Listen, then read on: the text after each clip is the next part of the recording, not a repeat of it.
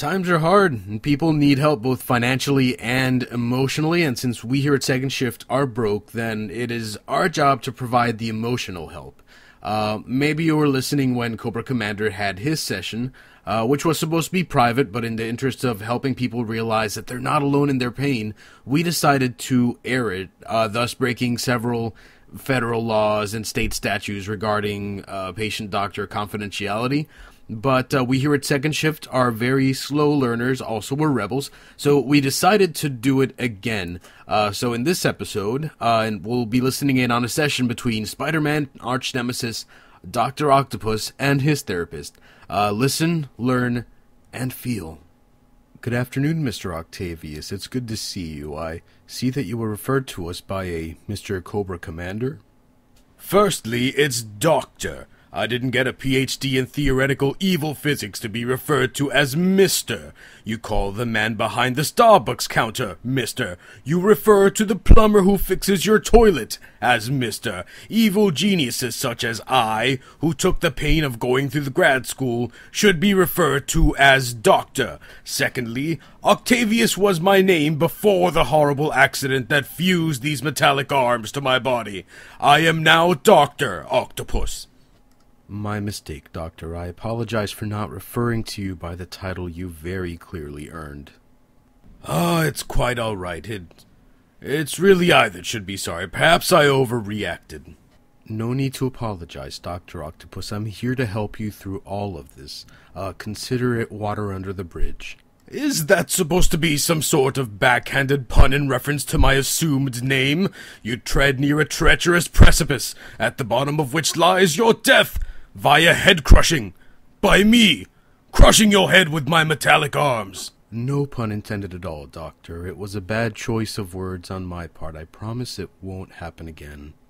I certainly hope so, for your sake. Well, moving along, I've read the notes from your previous therapist. I understand he was murdered mysteriously, found with his head crushed, seemingly by some sort of metallic claws, I understand. And just what are you implying? I wasn't implying anything. I simply wanted to know how you were feeling. I know these sorts of changes under these circumstances can be very traumatic. I assure you, the trauma was more his than mine. Head trauma, to be precise. I assume, since I was not there and had nothing to do with it. Of course. I'd like to start out with a simple question that often has a complex answer. How are you feeling today? Honestly, I feel disappointed, and perhaps a bit angry. I see, and what's been the catalyst for this disappointment? Well, last week it was the foiling of my plan to kidnap the President of the United States and replace him with an android duplicate that I could control remotely. And a week after that, it was the foiling of my plan to steal a Statue of Liberty and hold it for ransom. So, despite your astronomical IQ, metallic arms, and superior knowledge of robotics, your plans for world conquest just haven't panned out. They would have panned out had it not been for that blasted Spider-Man. Curse that do-gooding pseudo-arachnid!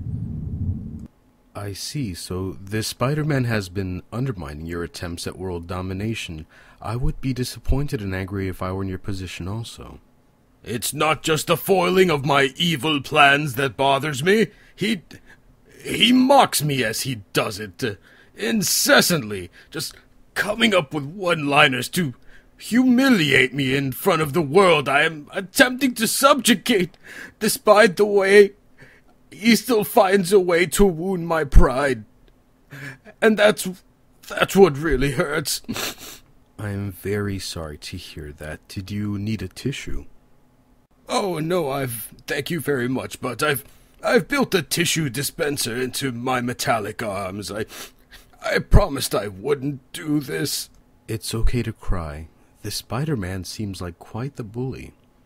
He is a bully. I mean, foiling my plans I can take, but foiling my plans while mocking my haircut, that's cruelty. I'm a busy man. I have no time for haircuts, so I do as my mother once did and placed a bowl over my head and trimmed around the bowl. Some people just don't understand that. Well, we're nearly out of time. I think we've made some great progress today. We'll expand on what we've touched on next session. Thank you, Doctor. You've been a great help.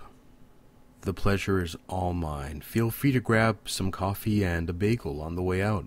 I am a world-class supervillain. I need no charity from... Ooh, is that a cinnamon raisin bagel? It sure is. Oh, well, if that's the case, I'm taking one, and I'm making it very clear, though, that I am stealing it.